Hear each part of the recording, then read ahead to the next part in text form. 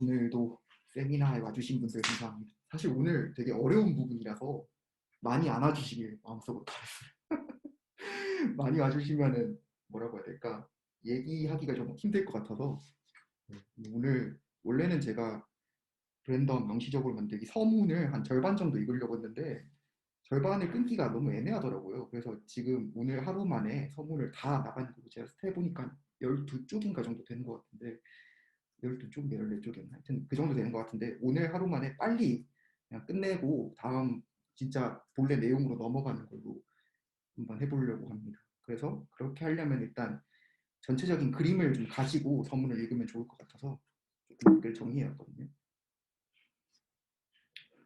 네. 브랜덤에서 그 명시적으로 만들기 서문에서 좀 중요하다고 생각되는 부분 몇 가지를 뽑아왔어요. 네. 이 내용들이 이제 명시적으로 만들기라는 책에 있는 어떤 전체 기획을 보여주는 내용이라고 저는 생각하는데 첫 번째가 이런 거죠. 제가 영어를 읽진 않을게요. 저는 영어를 솔직히 잘 못해요. 그래서 그 제가 이해한 것 중에 틀린 게 분명 있을 수도 있어요. 그러니까 그런 게 만약에 발견하시면 그런 걸 만약에 발견하시면 바로바로 말씀해 주시고 너 틀렸어 하면 되거든요. 부담 없이 그렇게 얘기하시면 됩니다. 근데 랜덤이 이 책 서문 제일 앞부분에서 먼저 하는 얘기가 뭐냐면 이 책의 그 목표라고 해야 되나? 이 책이 뭘 하는 책인가를 설명하는데 이게 이제 처음 나오는 부분이 언어의 본성에 대해 탐구한다. 명시적으로 만들기는 언어의 본성에 대해 탐구하는 책이다. 근데 여기서 좀 흥미로운 부분이 있는데 언어의 본성에 대한 탐구가 어떤 사회적 실천의 본성에 대한 탐구이기도 하거든요. 브랜덤한테서는. 그리고 그 사회적 실천이라는 것은 우리를 합리적 존재, 논리적 존재, 그리고 개념에 열중하는 존재. 저는 그냥 개념적 존재라고 여기서 표현했거든요. 그 개념에 열중하는 존재로 만들어주는 그런 실천이다라고 하는데 이게 이제 중요한 부분이 그러니까 저번 시간에도 얘기했지만 브랜덤은 이제 합리적, 논리적 이 용어를 따로따로 구분해서 쓰거든요. 합리적 존재라는 건 뭐냐? 우리가 사회 안에서 살아가면서 사회가 주고 있는 암묵적인 규범들 있잖아요. 그런 규범들을 이해하고 그 규범에 따라서 살아가는 존재를 합리적 존재라고 하거든요. 그리고 이 합리적 존재가 자신이 따르는 규범을 논리적 어휘를 통해 가지고 분명하게 표현하고 그 표현한 걸 가지고 상대와 대화하고 토론하고 할 때 그때 그 존재는 명시적으로 자기가 알고 있는 걸 논리적 어휘를 가지고 표현한다는 점에서 논리적 존재이거든요. 그리고 이렇게 합리적 존재, 논리적 존재를 포괄해 가지고 개념적이라는 표현을 써요, 브랜덤이. 그러니까 그런 우리가 사회를 살아가면서 암묵적으로 받아들이고 있는 규범들이 있고 우리는 그 규범을 가지고 살아가다가 때때로 논쟁 상황이 발생해서 타인과 어떤 토론에 들어가게 되면은 우리가 암묵적으로 알고 있던 것들을 명시화해서 표현하면서 상대와 이제 상대에게 내 주장을 제시하기도 하고 상대의 주장을 납득하기도 하는 그런 일들이 벌어지는데 그런 사회적 실천 속에서 언어라는 게 의미를 갖게 되고 그렇기 때문에 언어의 본성에 대해서 탐구한다는 것과 우리를 그렇게 논리적이고 합리적이고 논리적이고 개념적인 존재로 만들어주는 사회적 실천의 본성에 대해서 탐구한다는 게 분리가 되지 않는다. 이 책은 언어의 본성, 사회적 실천의 본성을 탐구하고 있다. 이렇게 얘기하고 그럼 그 탐구를 위한 전략이 뭐냐?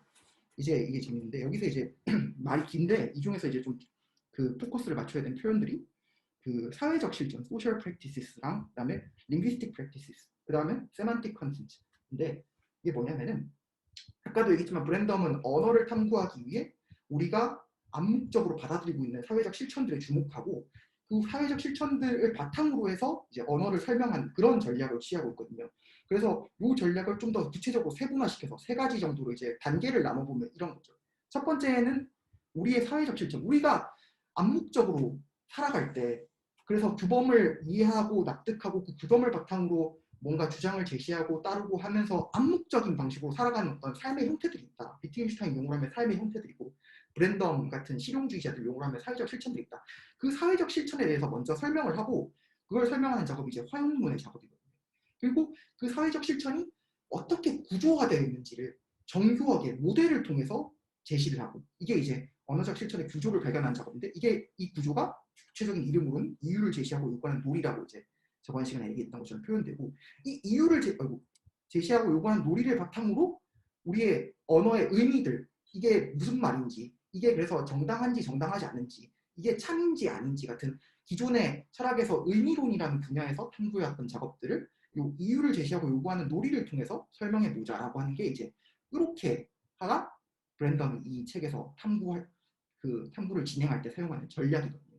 그리고 이게 브랜덤의 유명한 표현인데 의미로는 화용론에 응답해야 된다. 이 표를 기억하시면은 이 책의 전체적인 내용을 좀 이해하는 데 도움이 되지 않을까 싶어요. 혹시 화용론, 의미론 뭐 이런 개념들이 익숙하지 않은 분들도 계시는가요? 너는 익숙해? 너는 사실 몇 봤으니까 익숙하겠지. 저야 뭐 일단 리퀘르 공부를 그렇게 오래 했는데 리퀘르가 그 화용론 의미론 엄청 하잖아요. 그걸 모르면은 그걸 읽을 수가 없어. 근데 제가 그러면 뭐 아직 뭐 채팅이나 말씀하시는 분들 중에 뭐 이거를 익숙하지 않다고 하시는 분이 없다면은 제가 느낀 게 일단 기본적으로 제가 느끼기에는 그 화용론이라는 게 여기서 얘기했듯이 이제 어쨌든 대화의 실천이라든가 언어적 실천에 관해서 이제 탐구를 하는 거고 의미론적 이런 게 우리가 소위 말하는 언어의 의미 어떤 내포적 의미에 대해서 탐구를 하는 건데 그렇지. 이 말이 의미로는 화용론에 응답해야 된다. 그리고 탐구 구조도 사회적 실천을 설명하고 그리고 거기에서부터 이유를 제시하고 요구하는 논리의 구조를 파악하고 그리고 그 모델에 입각해서 의미를 파악한다. 그런 그치. 아주 전형적인 의미론적 외재주의의 아주 전형적인 입장 중 하나라고 봐야겠네요. 의미론적 외재주의다. 네. 일종의 외재주의라고는 할 수 있을 것 같긴 한데 근데 네. 이제 외재주의를 어떻게 또 정의하느냐에 따라 달라지니까 외재주의 그치 그러니까 의미가 나의 정신 심리 상태 속에 의존하지 않는다라는 점에서는 외재주의가 맞긴 맞는데 근데 브랜덤 같은 사람들이 외재주의라는 표현을 좋아할지 모르겠다. 약간 좋아하긴 좋아하는 것 같아요. 왜냐면 알빈 골드만 같은 사람들 도입하면서 그런 얘기를 조금 하긴 하거든. 근데 너가 이해하고 있는 방식은 맞는 것 같아요. 근데 어쨌든 기본적으로는 그거죠. 그러니까 언어 철학 안에서 그리고 언어 철학뿐만 아니라 논리학이나 언어학 안에서 이제 그 분과들을 세분화해서 나눌 때 화용론, 의미론, 통사론 이렇게 이제 나누거든요. 그러니까 의미론이라는 거는 세만틱스인데 이제 이거는 그 말 표현에서도 알겠지만 의미에 대해 탐구하는 분야고 뭐 좀 더 그 정형화된 정의 같은 걸 사용하자면은 언어와 그 언어가 표현하고 있는 대상 사이의 관계를 다루는 그런 분야고 통사론 혹은 구문론이라고 하는 건 신텍스인데 근데 그거는 이제 언어가 조합되는 규칙들에 대한 그래서 언어의 각각의 요소들이 어떻게 조합돼서 어떤 규칙을 따라서 조합돼서 그래서 의미를 가지게 되는지 그래서 이 규칙을 어기게 되면 의미가 없게 되고 이 규칙을 준수하게 되면 의미가 있게 되는 이런 규칙에 대해서 탐구하는 분야가 통사론 혹은 구문론이라고 부르는 분야고 그 다음에 이제 화용론이라는 건 언어가 어떤 맥락에서 사용되는지 어떤 상황에서 어떤 발화자에 의해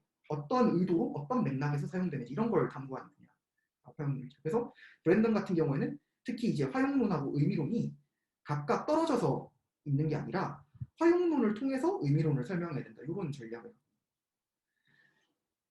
그리고 이 아까도 얘기했지만 기본적으로 브랜덤의 전략이라는 거는 우리의 사회적 실천으로부터 언어의 의미를 설명하려는 전략이기 때문에 사회적 실천에 내재되어 있는 이 암묵적 규범이 언어의 의미를 탐구하는 데 있어서 굉장히 중요한 역할을 하고 있거든요. 그래서 사회적 실천이 이 명제적이고 뭐 개념적인 내용들을 부여하고 있는데 암묵적으로 부여하고 있는데 이러한 실천은 그 규범을 포함하고 있다. 이런 말이죠. 뭐지? 따뜻한 바람이요. 이거 왜 26도로 맞춰져 있지? 잠깐만. 그러게 아까부터 뭔가 조금 여기 방이 네. 그리고 이것도 그래서 여기까지 딱 들어보신 분들은 느끼겠지만 브랜덤의 이론은 아까 인태도 잘 말해줬던 것처럼 일종의 사용 이론이라고 할 수 있거든요. 비트겐슈타인식의 사용 이론을 그러니까 자기 나름대로의 어떤 독특한 방식으로 계승하는 전략인데 그래서 브랜덤에게서는 여기 프래그마틱스, 그 화용론하고 세만틱스, 의미론이 서로 아주 밀접한 관련을 맺고 있고 그래서 이게 언어라는 게 어떻게 사용되는지를 가지고서 언어의 의미를 보여주려고 한다. 언어의 의미를 언어의 사용으로부터 보여주려는 전략을 갖고 있다. 그래서 이 명시적으로 만들기라는 이 이름도 그 사회적 실천으로부터 언어의 의미를 설명한다라는 요 관점에서 입각하면은 이해가 되는 거죠. 명시적으로 만들기라는 건 뭐냐? 우리가 사회적 실천 속에서 삶의 형식 속에서 암묵적으로 행하고 있던 것들을 그 논쟁 상황에 들어가게 될 때는 명시적으로 말하게 되는데 이게 일종의 명시적으로 만드는데 근데 사실 여기서 이제 좀 제가 저번 시간에 말을 안 하고 지나갔는데 하나 고려를 해야 되는 게 사실 브랜덤한테서 명시적으로 만든 making it explicit이라는 말은 두 가지 의미로 쓰이거든요. 사실 우리가 토론 상황에서 상대방과 대화하고 논쟁하고 이유를 제시하고 이유를 요구하면서 하고 있는 이 모든 활동, 말하는 모든 활동들은 브랜덤 관점에서 따르면은 명시적으로 만들기. 이미 토론이라는 것 자체가 명시적으로 만들기. 근데 이 책은 그 토론이라는 것을 이유를 제시하고 요구하는 그 놀이라는 모델을 통해 가지고 그려내는 작업이기 때문에 명시적으로 만들기에 대한 명시적으로 만들기 작업이거든요. 그래서 이게 두 가지가 약간 구분이 되는 측면이에요. 모든 대화, 토론하면서 논쟁하는 이 모든 것들은 명시적으로 만들기인데 브랜덤이 하고 있는 것들은 그 명시적으로 만들기라는 게 어떻게 일어나는지에 대한 반성적 작업이고 그것을 이제 이유를 제시하고 요구하는 놀이를 통해서 보여준다는 점에서 명시적으로 만들기를 하고 있는 우리 자신을 다시 명시적으로 만들고 있는 이런 작업이거든요. 이게 지금 왜 얘기하냐면은 이 책의 맨 끝에 제일 마지막 문장 이거라고요. 제일 마지막 문장이 그런 식으로 끝나거든요.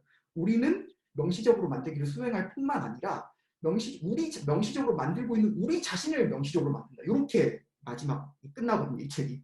그래서 그걸 잠깐 기억해 두시면 될 것 같고 그리고 이 책의 구조가 이렇게 되는데 이게 총 8장으로 이루어진 책이거든요. 근데 8장인데 저희가 이번에 다룰 내용은 1장까지고 근데 전체적인 구조는 어떻게 되어 있냐면은 브랜덤이 여기서 얘기하지만 3장하고 4장이 사실 브랜덤의 핵심적인 이론이거든요. 여기서 이제 브랜덤의 그 이유를 제시하고 요구하는 놀이라는 게 모델이 딱 제시가 되고 이 모델을 통해 가지고 이제 언어 진입 규칙, 언어 진입 이행, 언어 이행, 그다음에 언어 이탈 이행이라는 걸 바탕으로 해서 우리가 지각적 경험으로부터 그 문장들을 어떻게 생산하는지 그리고 이 문장들을 바탕으로 어떻게 행위하는지까지 나아가는 게 이게 3장, 4장에서 다뤄지는데 1, 2장은 그 3장, 4장에 나오는 핵심 내용, 핵심 이론으로 들어가기 위한 배경 지식을 설명하는 분야고 그 다음에 3장, 4장에서 핵심 이론이 본격적으로 나오면서 이유를 제시하고 요구하는 놀이가 어떤 식으로 진행이 되는지가 보여진 다음에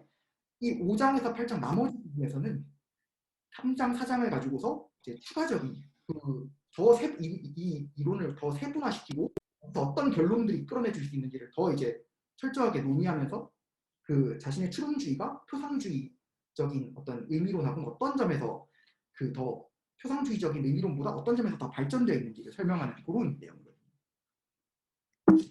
네, 그럼 사실 여기까지 내용을 따라오신 분들은 그 서문 전체를 다 이해하신 거예요. 서문 전체가 이런 내용을 하고 있는 거거든요.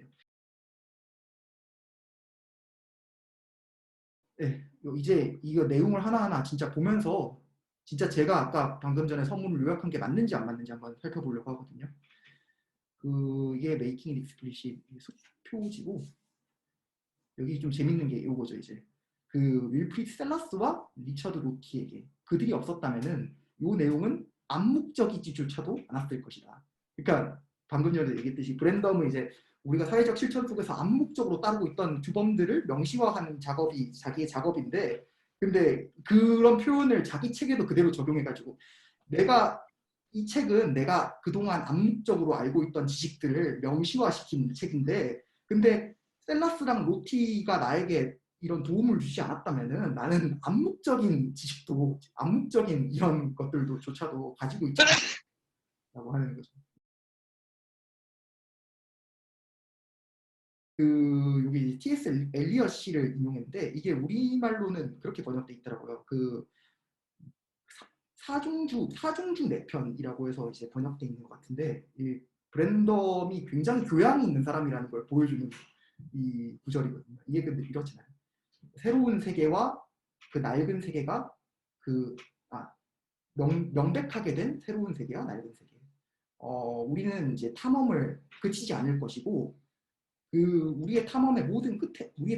모든 탐험의 끝에는 이제 우리가 처음 시작했던 곳에 출발했던 곳에 도달하게 될 건데 그렇게 됐을 때 우리는 우리 그 장소를 처음으로 알게 될 것이다. 이런 내용인데 굉장히 좀 함축하는 바가 크죠. 이제 브랜덤 작업 자체가 메이킹 익스플리시이기 때문에 그러니까 우리가 이미 알고 있고 이미 개입해 있던 사회적 실천, 이 낡은 세계라는 것들을 명시화시켜가지고 새로운 세계, 그러니까 그 이유를 제시하고 요구하는 놀이라는 형태로 보여주는 것이고 그렇기 때문에 이유를 제시하고 요구하는 놀이라는 그 모델도 명시적으로 되고 아까 얘기했듯이 모델도 명시적으로 되고 이때까지 우리가 수행해왔던 그 사회적인 암묵적 실천들도 명시적으로 되는 그런 의미가 여기 들어가 있는 것 같고 그 다음에 이렇게 했을 때 우리는 처음에 암묵적인 사회적 실천에서 탐험을 출발했는데 이 탐험의 끝에 우리가 결국 도달하게 되는 이 장소라는 건 다시 암묵적인 실천의 구조 우리가 이때까지 뭘 하고 있었는지 우리가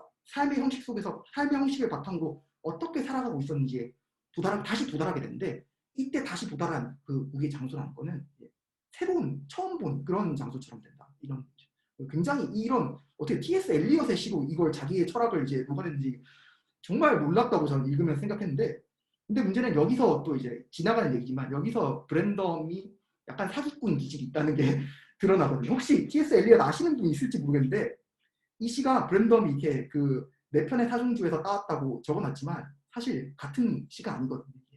네 편의 사중주라는 책이 하나의 시가 아니라 여러 시가 이제 모아져 있는 책인데 요 앞부분 여기까지는 이제 번트노튼이라는 시에서 나오는 부분이고 요 뒷부분 여기까지 내용은 그 리틀 기딩이라는 시에서 나오는 내용이거든요. 그래서 사실 서로 다른 시인데 딱 자기한테 유리하고 자기가 좋아하는 구절만 하나 둘 따와가지고 엘리엇의 시고 이게 나의 철학을 전체적으로 요약해준다라고 브랜덤이 지금 사기를 치고 있는 건데 그래서 사실 브랜덤이 제시하는 철학사 브랜덤이 제시하는 논의들을 읽을 때는 이런 점을 좀 조심을 해야 돼요. 브랜덤이 약간 사기꾼 기질에서 프레게든 셀라스든 비트겐슈타인이든 자기 좋아하는 부분만 끄집어내서 읽는 그런 게 좀 있어요. 이게 약간 제 개인적인 생각으로는 아마 브랜덤이 이런 사기를 대담하게 칠 수 있었던 이유가 엘리엇을 좋아하는 사람들은 아마 대체적으로 브랜덤의 분석 철학적 작업을 그닥 좋아하지 않을 거고 브랜덤의 분석 철학적 작업에 관심이 많은 사람들이 엘리엇의 시를 그렇게 꼼꼼하게 읽지 않았을 거기 때문에 본인처럼 분석 철학도 하지만 엘리엇의 시도 있는 이런 교양 있는 이런 교집합이 없을 거라서 맞아요. 이런 사기를 좀 쉽게 칠 수 있지 네. 않았나. 아니 근데 진짜 이게 근데 이게 얘가 이 얘기를 굳이 왜 하냐면은 저는 제가 이 부분을 개인적으로 읽으면서 아니 어떻게 야 이렇게 자기의 철학을 요약하나라는 걸 놀란 것도 있지만 사실 이게 되게 좀 중요한 포인트이기도 한 게 브랜덤 철학이 절대 전형적인 분석 철학이 아니거든요. 브랜덤 철학은 되게 뭐라고 해야 될까? 문학적인 기질이 되게 강해요. 이 책 전체가 엄청 정교한 어떤 의미론에 관한 그 이론인 것처럼 보이면서도 이 내용을 읽어보신 분들은 알겠지만 굉장히 문학 작품 많이 인용하고 굉장히 약간 그 뭐라고 해야 될까? 그 대륙 철학자들이 좋아할 만한 그런 주제들로 나아가려는 경향이 있고 한데 이게 사실 딱 그걸 대변해 주거든요. 이게 이렇게 문학 작품 인용하고 좋아하는 거는 정말 이제 프랑스, 독일, 이탈리아 이쪽 철학자들이 하는 그 성향인데 브랜덤은 그걸 이제 가지고 이게 또 이게 약간 사족으로 빠지는 얘기긴 하지만 그 제가 예전에 학교 다닐 때 서강대 쪽에서 이제 석사할 때 오모 선생님이 계셨거든요. 근데 그 선생님이 그러시더라고요. 그 여자 선생님이셨는데 자기는 이제 브랜덤 그 메이킹 잇 익스플리시트를 읽을 때 문학 작품 인용들이 굉장히 많이 나오길래 와 이 사람 되게 신사적이고 뭔가 이제 그 영국 그 상류층 같은 그런 느낌이 나는 사람이겠구나 하고 생각하고 인터넷에서 브랜덤 사진을 딱 찾아서 검색했는데 브랜덤이 무슨 유대교 라삐처럼 수염이 막 덥수룩 해가지고 약간 본인이 좀 깼다고 하더라고요. 근데 네, 그거는 좀 약간 너무 외모 차별적인 발언 아니신가. 저도 그 오모 선생님을 좀 알긴 아는데 그 선생님이 좀 약간 좀 너무하시지 않으셨나. 그래서 어쨌든 뭐 이런 게 있다. 이게 그냥 지나가는 얘기긴 하지만 브랜덤 어떤 철학의 약간 특성을 한마디로 요약해주고 또 어떤 그 특징을 좀 한눈에 좀 보여주는 그런 구절인 것 같아서 일단 그리고 채팅창으로 질문이 되게 길게 올라왔는데 제가 채팅창 지금 안 보여요. 제가 보면 얘기해 드릴게요. 네. 근데 지금 김성종 씨가 지금 공유를 해주셨는데 그 근데 이제 이 성종 씨의 논지로는 이런 명시적으로 만든 행위가 언어적이고 이성적이지만 그게 인간의 어떤 동물적인 그런 본능을 사후적 정당화한 것에 불과하지 않겠느냐. 그러니까 이제 어떤 실제 인간의 삶을 반영하는 게 아니라 그냥 사후적인 설명에 불과하다, 언뜻 칭호에 불과하다. 그런 식의 도전에 대해서 어떻게 응답할 수 있을 것이냐 약간 그런 식의 이게 사실 그 윤리학 쪽에서 질문하신 내용이지만 사실 브랜덤한테는 굉장히 중요한 부분이기도 하고 실제로 서문에서 브랜덤이 다루고 있는 내용이기도 해요. 근데 그러니까 브랜덤 일단 얘기를 두 가지로 할 수 있을 것 같아요. 브랜덤 본인은 자신의 주장이 사후적 정당화라고 절대로 얘기 안 할 거예요. 자기는 우리가 사회적 실천 속에서 이미 하고 있는 행위를 그대로 이제 보여주는 작업을 하는 거지 내가 그 뭔가를 이제 끌어들여 와가지고 새롭게 끌어들여 와가지고 뭔가 정당화하고 이런 게 아니다. 우리가 이미 하고 있는 것들을 그냥 있는 그대로 보여주는 작업이 나의 작업이다라고 이렇게 아마 대답을 할 것 같은데 모르겠어요. 저는 브랜덤이 아니기 때문에 브랜덤도 유튜브 하거든요. 그거 아세요? 혹시 브랜덤한테 직접 여쭤보실 수 있어요. 그래서 브랜덤 유튜브에 댓글 달으셔도 될 것 같고 브랜덤도 유튜브 하고 그 뭐지? 뭐 저기 뭐냐 아카데미 에듀에도 뭐 많이 올리던데 근데 그렇던데 근데 이제 비판하는 입장에서는 그렇게 얘기할 수 있을 것 같아요. 손중 그 선생님처럼 요 작업도 결국에는 너는 있는 그대로 이제 우리가 하고 있는 일들을 보여준다고 하지만 그것조차도 사실은 어떤 특권적인 시선을 상정하고 있는 게 아니냐. 너가 이제 우리가 살아가는 모습을 어디선가 이제 위에서 이렇게 조망할 수 있고 완벽하게 그려낼 수 있다는 그런 생각을 전제를 한 거 아니냐. 그러니까 이것도 그러니까 네가 좋은 방식대로 어떤 모델을 제시해가지고 그걸 정당화하는 그런 식의 작업이 아니냐는 비판은 가능할 것 같아요. 다만 브랜덤 본인이 그거를 이제 인정할 거냐 하는 좀 문제가 되긴 한데 근데 저번에도 얘기했지만 그 메이킹 익스플리시이 거의 700쪽 가까이 되는 엄청나게 두꺼운 책이 된 이유가 이런 비판들에 대해서 하나하나 다 답해 주려고 하다 보니까 그래서 이제 어려운 거. 근데 이게 납득이 될지 안 될지는 한번 읽으면서 생각을 해봐야 돼요.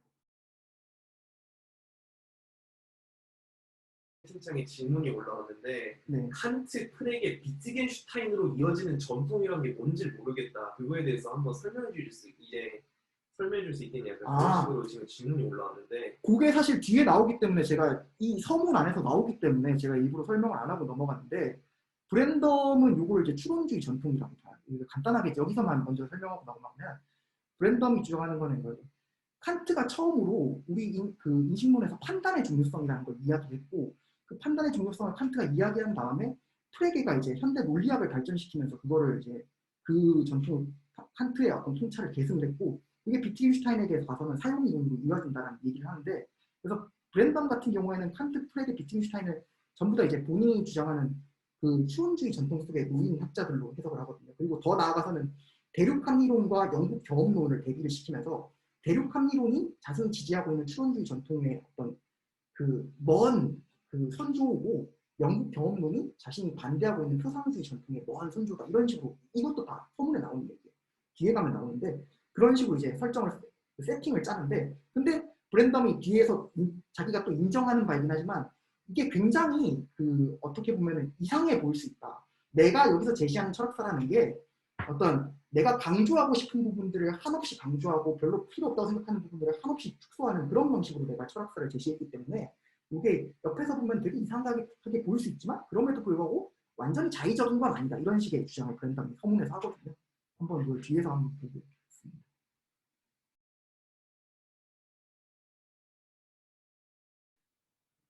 그리고 이게 아까 얘기했던 건데 1, 2장이 역사적 교훈을 준다라고 했잖아요. 근데 이 역사적 교훈을 주는데 브랜덤이 솔직히 인정하는 게 내가 1, 2장에서 역사적 교훈을 얘기하는 방식은 되게 이상할 수가 있다. 그래서 이런 얘기죠. 이걸 제가 번역을 한 건 아니고 대충 요지만 이렇게 따온 건데 예를 들어서 자기가 프레게에 대한 추상화를 그릴 때 어떤 식으로 그리냐 렌즈를 너무나 가까이 가져간 나머지 인물의 프레게의 왼쪽 발은 거대한 비율을 차지하고 나머지 부분은 작아져가지고 머리와 몸통은 전혀 중요하지 않은 첨가물처럼 축소되어 버리도록 찍은 그런 이상한 사진처럼 또 자기가 제시하는 그런 철학사적 그림은 얼핏 그렇게 볼 수가 있다 라고 하는데 네, 네버덜리스 그럼에도 불구하고 나오잖아요.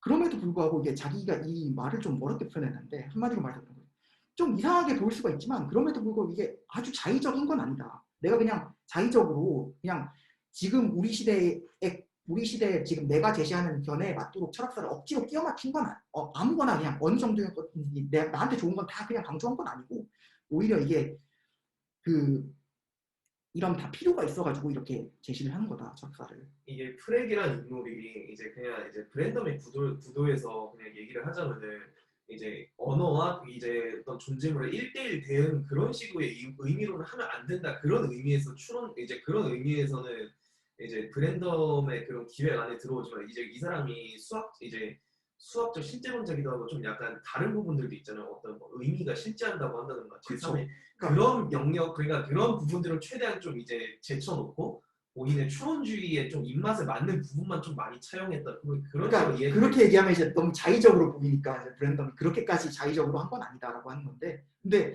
브랜덤이 사실 강조하는 프레게는 맞아, 너가 얘기한 거 맞는데 브랜덤이 강조하는 프레게는 일단 초기 프레게, 개념 표기의 프레게를 주로 강조를 하고, 그 이후에 나오는 뭐 이제 그 막 약간 뭐라고 해야 될까, 표상주의적인 면모도 있고 의미체라는 걸 이상한 방식으로 상정하는 좀 그런 프레게는 브랜덤이 별로 강조를 안 하는 면모가 있죠. 예, 결국은 이제 이 사람은 뭐 네. 프레게 학자가 아니라 말 그대로 이제 본인의 이론을 구축하기 위해서 프레게의 약간 이론 중 일부를 빌려다 쓰는 거니까 뭐 그런. 그래서 네. 브랜덤이 주로 이 프레게를 인용할 땐 더밋이 해석한 프레게를 많이 참조를 한 것 같긴 한데, 근데 나도 이제 프레게를 나도 정확하게 잘 모르고 그 다음에 브랜덤의 프레게 연구에 대해서 그렇게 관심을 가지지 않아서 모르겠지만, 근데 우리가 일반적으로 언어 철학 배울 때 그 언어 철학 수업에서 나오는 프레게는 뜻과 지시체에 대한 프레게인데, 그 프레게는 별로 브랜덤이 좋아하는 프레게는 아닌 것 같긴 해. 네, 그러니까 개념 표기의 프레게를 좋아한다. 개념 표기 그때 그 시절 그 프레게를 추억하면서.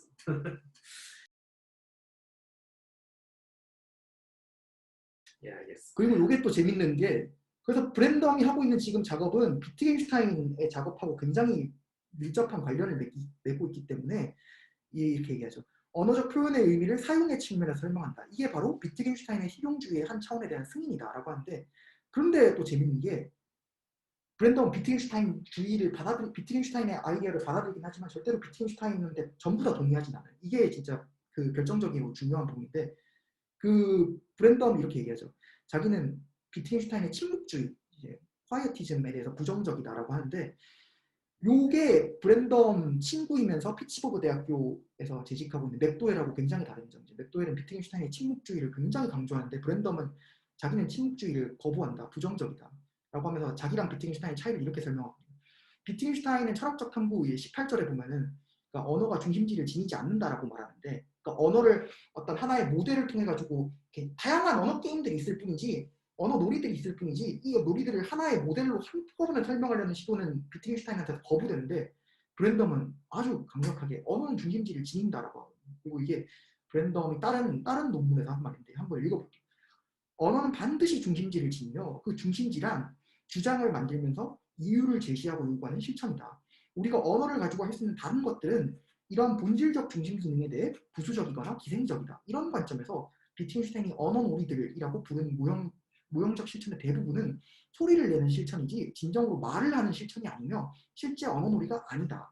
그러니까 브랜덤이 봤을 때, 그러니까 비트겐슈타인은 철학적 탐구에 처음에 시작할 때 그걸 얘기하잖아요. 그러니까 그 공사장에서 그 사람들이 일을 하고 있으면서 석탄이라고 하는 요 예시를 들면서 언어 놀이를 설명하잖아요. 근데 비트겐슈타인이 그 예시를 처음에 들었던 거랑 달리 브랜덤은 그게 진정한 의미에서 언어 놀이가 아니다라고 하거든요. 왜냐하면 언어 놀이라는 것은 기본적으로 이유를 제시하고 요구하는 요 게임이 중심이 되어야 되기 때문에, 그리고 요 게임에서 사용되는 것들은 그 아까도 얘기했지만 요 게임에서 사용되는 제일 기본적인 무브는 언명, assertion이고, assertion은 주어와 수어로 이루어진 문장의 형태가 되어 있어야 되고, 그리고 이 문장을 바탕으로 우리가 하는 행위가 뭐냐, 추론, 인퍼런스이기 때문에 이런 형태가 진정한 의미의 언어 놀이이고, 나머지 것들은 다 파생적인 것들이지. 그래서 비트겐슈타인이 제시하는 그 문장이 아닌 형태, 그냥 석탄이라고 한 거는 이유를 제시하고 요구하는 놀이라는 그 모델을 통해서 설명돼야 하는 것이지, 요것 자체가 언어적 그 언어 놀이, 진정한 의미에서 언어 놀이라고 보기 어렵다. 요게 브랜덤 입장이거든요. 그래서 비트겐슈타인을 받아들이지만 이런 점에서 굉장히 차이가 있다.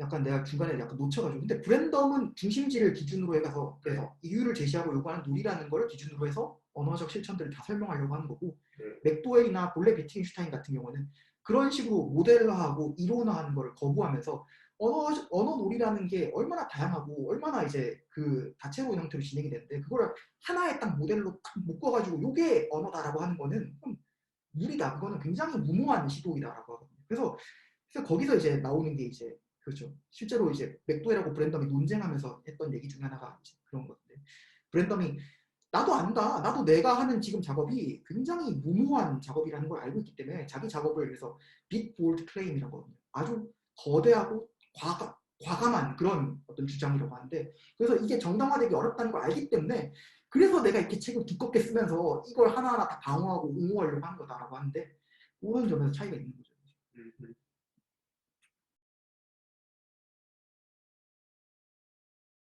이게 그러니까 이게 이제 챕터 1, 2, 3에 대한 요약인데, 일종의 챕터 1에서는 화용론이 다뤄지고 챕터 2에서는 의미론이 다뤄지고 챕터 3에서는 그래서 이유를 제시하고 요구하는 논리라는 게 본격적으로 나오고, 그 다음에 챕터 4에서는 뭐가 나오냐, 그렇게 이유를 제시하고 요구하는 논리라는 게 단순히 언어에 대해서만 적용되는 게 아니라 우리의 지각과 행위에도 적용될 수 있다. 그래서 내가 바깥의 대상을 보면서 여기 컵이 있네 라고 하거나, 아니면 내가 바깥의 대상을 보면서 여기 컵이 있네라는 거죠. 내가 나한테 주어진 지각을 바탕으로 해서 내가 언어를 만든 거잖아요. 이걸 이제 셀라스식으로 얘기하면 언어 진입 이행이라고 하고, 그 다음에 브랜덤 얘기하듯이 그렇게 만들어진 언어로부터 다른 걸 추론하는 것. 여기 컵이 있네로부터 여기 대상이 있네를 추론하는 거. 이걸 언어 이행이라고 하고, 그걸 바탕으로 해서 이제 내가 뭔가를 행위하게 되는 거. 언어를 가지고서 행위하게 되는 거. 인태가 저기서 불 좀 꺼줘라고 했을 때 인태가 실제로 움직이면 그건 언어 이탈 이행이라고 하거든요. 그런 언어 이행뿐만 아니라 언어 진입 이행과 언어 이탈 이행까지도 내가 설명할 수 있다. 그게 이제 4장에서 다뤄지는 내용입니다. 채팅창에 이제 이런 이제 브랜덤의 설명 모델이 이제 다른 모델들보다 더 낫다는 그런 정당화는 책 전반에 걸쳐서 일어나는 거냐, 이제 그 질문이 나왔는데 채팅창에. 그거는 책 2부에 나오거든요. 그러니까 1부가 이 책이 8장까지 되어 있고 8장 중에 4장까지가 본인의 모델에 대한 역사적 설명과 그 다음에 본인의 모델에 대한 이론적 설명이 나오고, 그 1부에서 제시된 설명들을 바탕으로 2부에서 본격적으로 내 모델이 왜 훌륭한지, 내 모델을 가지고서 뭘 설명할 수 있는지가 나오거든요. 그래서 5, 6, 7, 8장이 거기에 대한 내용이거든요.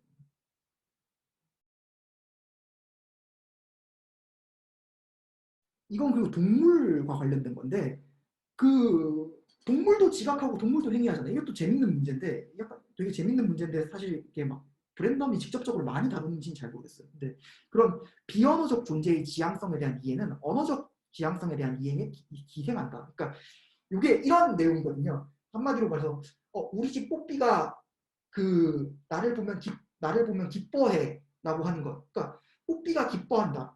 뽀삐한테 어떤 지향적 태도를 귀속시키는 거잖아요. 뽀삐가 뭔가를 원한다. 뽀삐가 좋아한다. 뽀삐가 싫어한다. 뽀삐가 어디를 가고 싶어한다. 이런 것들 다 뽀삐라는 비언어적 존재한테 지향적 태도를 귀속시키는 건데, 요것조차도 사실은 우리의 언어적 실천에 대한 이해를 바탕으로 일어나고 있는 작업이다. 그러니까 뽀삐를 인간처럼 대하기 때문에 뽀삐의 상태에 대해서 우리가 인간이 하듯이 추론을 해가지고 이러이러한 증거들이 있으니 이러이러한 이유들이 있으니까 이 이유들을 바탕으로 뽀삐가 지금 하고 있는 행위는 이런 거일 거다라고 추론을 해서 뽀삐한테 귀속시키는 거지, 뽀삐가 가지고 있는 지향적 상태 자체를 우리가 직접 알기 때문에 그렇게 주장한 게 아니라는 거죠. 그런 점에서 비언어적 존재의 지향성에 대한 이해는 언어적 지향성에 대한 이해에 기생한다. 이렇게 얘기하는 거예요.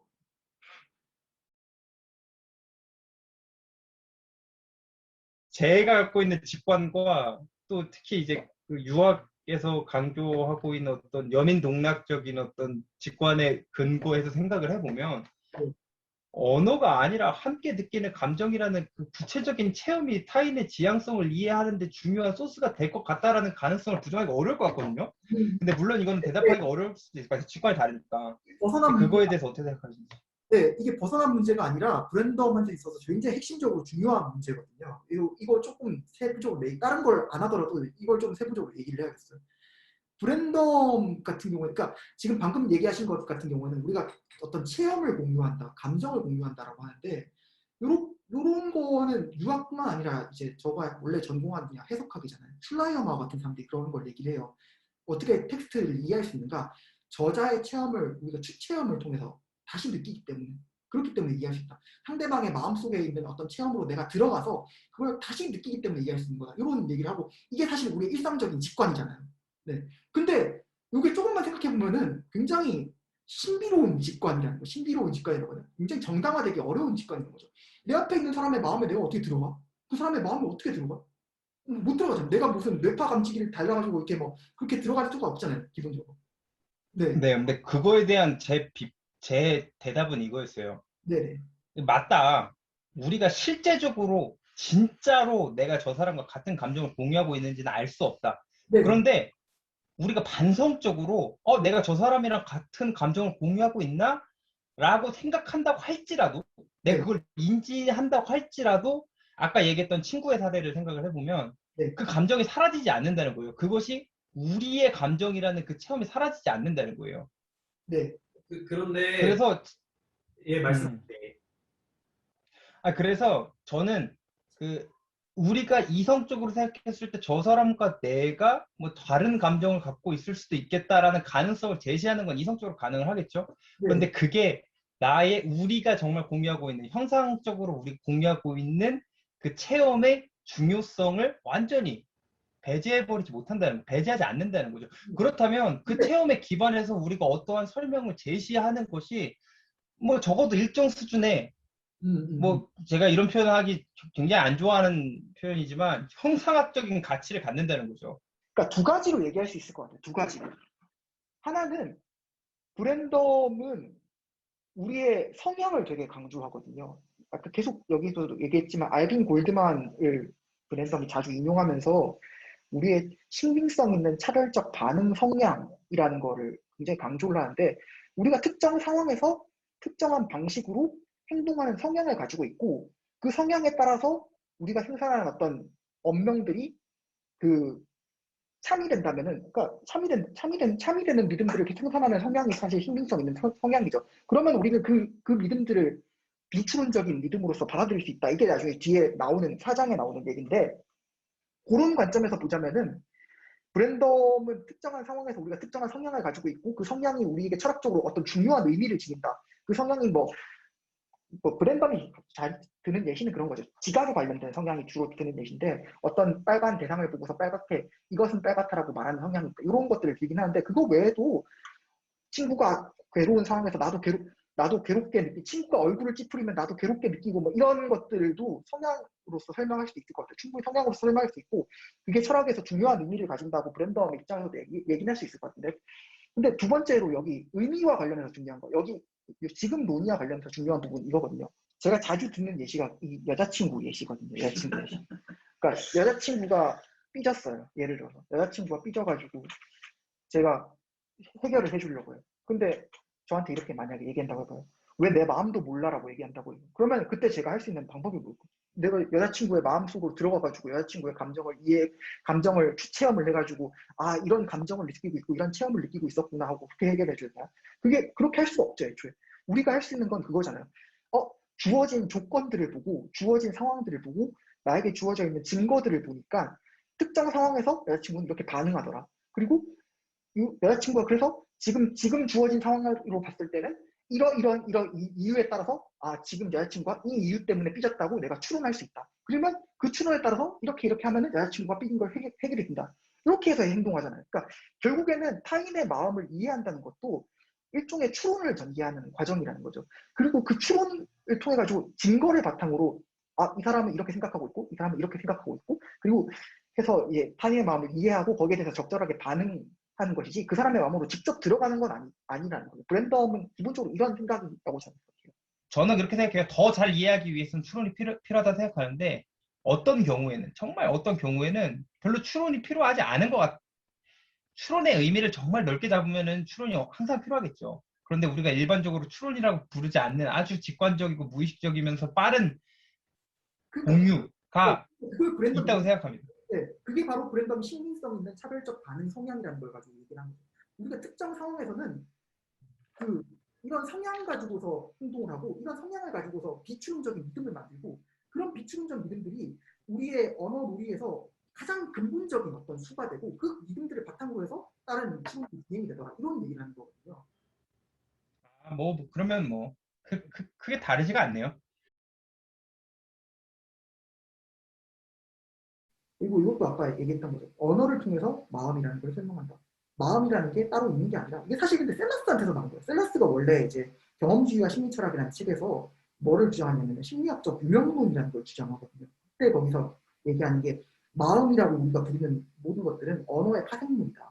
사실은 이것도 존스의 신화라고 해가지고 원래 아프다라는 그 감각 경험에 대한 말을 만들어낸 존스라는 사람이 있다고 가정을 해보자. 이 사람이 이 말을 사람들한테 가르친 방식이 있다. 어떻게 가르쳤냐? 사람들한테 말을 알려주면서 사람들이 이 말을 자기가 제시하는 방식대로 쓰면은 잘한다고 칭찬해주고 자기가 제시하는 방식이랑 다르게 쓰면은 너 왜 그렇게 썼어 하고 벌을 주고 이렇게 하다 보니까 사람들이 특정한 방식으로 아파, 즐거워, 기뻐라는 이런 내적 경험들에 관련된 어휘들을 쓰게 되면서 특정한 상황에서 특정한 말을 쓰는 법을 익히는 거지. 그렇게 함으로써 내적 경험이라는 마음이라는 게 일종의 발명된 것이지 마음이라는 것 자체가 원래부터 먼저 있어가지고 우리의 의미의 어떤 근거가 되는 그런 게 아니다라는 주장을 하거든요. 랜덤 거기서 영감을 받은 거죠. 이제. 그리고 여기서부터 또 다시 중요한 내용이 나온 거거든요. 브랜덤이 하고 있는 이 작업은 표상주의 작업에 반대가 돼요. 그래서 인프런스랑 대비되는 개념이 리프레젠테이션이고 그래서 기존의 우리 철학의 안에서 표상이라는 걸 가지고서 설명을 했던 것 같아요. 그러니까 바깥에 대상이 있고 대상에 대해서 내가 머릿속에서 있는 그대로 그려내고 이 머릿속에 그려내는 것과 대상이라는 건 서로 일치하기 때문에 그렇기 때문에 내가 그려낸 표상은 바깥에 있는 대상을 그대로 반영할 수 있고 대상을 의미할 수 있다. 이런 식의 사고방식에 대해서 브랜덤은 반대를 하면서 추론주의를 제시를 한 거거든요. 그래서 이 두 개가 브랜덤한테 대비됩니다. 그리고 이게 아까 처음 말했던 거거든요. 브랜덤은 이제 합리주의 전통, 스피노자, 라이프니츠 이 전통하고 로크, 흉, 이 전통을 대비시키면서 스피노자, 라이프니츠 합리주의 전통이 자기의 추론주의의 먼 선족격이고 로크, 흉의 경험주의 전통이 표상주의의 먼 선족격이다. 이렇게 대비가 된다. 네. 그리고 과거에는 이런 전통이 있었다면 현대에는 이런 크레게 셀라스 더밋 같은 이런 사람들에게서 추론주의적 프로그램의 요소가 되는 거예요. 그러니까 일종의 역사에 대한 설명이에요. 표상하고 추론이 대비가 되는데 이 대비되는 전통이 근대 철학에는 이렇게 있었고 현대에 와서는 이런 사람들에 의해서 내가 하려고 했던 작업이 어떤 선구자적 그 면모가 발견된다.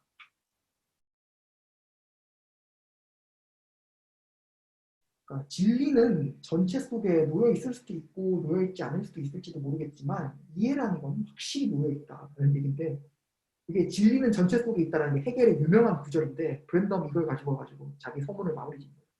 자기가 하는 작업은 굉장히 길고 굉장히 두껍고 굉장히 장황한 작업인데 이걸 전체를 다 읽는다고 해서 그리고 이 전체적인 구조를 다 파악한다고 해서 내가 진리인지 아닌지는 확신할 수 없지만 그래도 내가 하고 있는 작업이 뭔지 이해하기 위해서는 전체를 봐야 되지 않냐 이런 주장인 거예요. 책을 좀 전체적으로 읽어달라는 얘기인데 근데 이 구절이 이제 해겔한테서 따온 거고 여기서 이제 브랜덤의 작업이 94년에 나온 명시적으로 만들기가 이미 해겔적인 어떤 냄새를 품고 있다라는 걸 알 수가 있을 것 같아요. 지금 진리 개념과 이해 개념을 이분법적으로 생각하는 이런 독단적인 구분을 상정하고 있는 거 아닙니까 브랜덤이 지금?